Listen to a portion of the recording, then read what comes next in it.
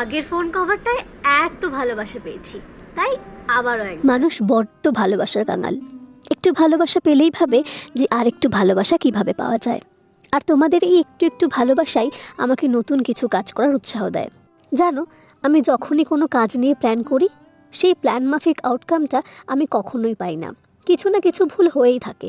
এই প্রথম কোনো কাজ পুরোপুরি প্ল্যান মাফিক হয়েছে, ঠিক যেমনটা কল্পনা করেছিলাম তেমন। আশা করছি তোমাদেরও ভালো লাগবে।